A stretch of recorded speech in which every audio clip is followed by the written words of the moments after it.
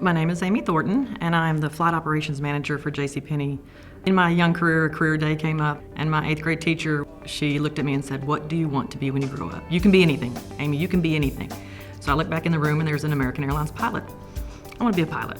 So at that point, all my teachers started networking and pushing me towards being a pilot. And I got my undergrad degree, and in the meantime, I was flying and working towards my pilot's license. And I soloed, and I did my short cross country, and all of this started to merge together. Eventually, I got a job with Jet East, and from there, I just, moved up into the corporate world, and now I work for JCPenney as a corporate flight operations manager. Courage can be misguided very easily.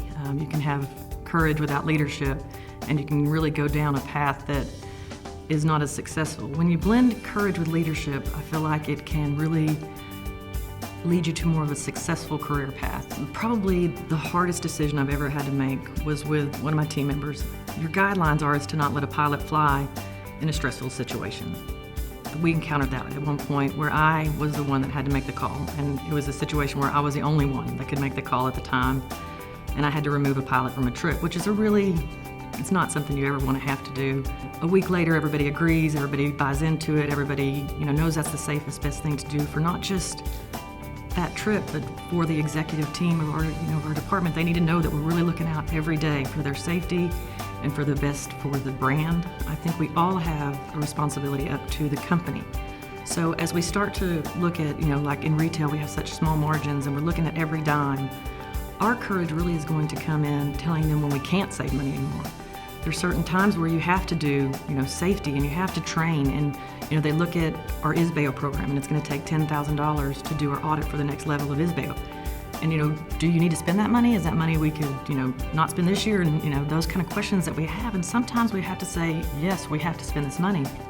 In my personal life, I have a sister who's mentally challenged, and there was a time where my parents were going to retire, and I was sitting at the Thanksgiving table and asking what's going to happen with her.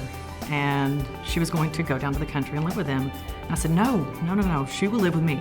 Now I'm being blessed by taking this leadership role in her life and having the courage to really step out and do things that I wasn't aware I was going to have to do. I'm now a cycling coach for a Special Olympic team, and we have about 30 kids that just thrive. And at this stage of an adult with disabilities, a lot of times they start to regress.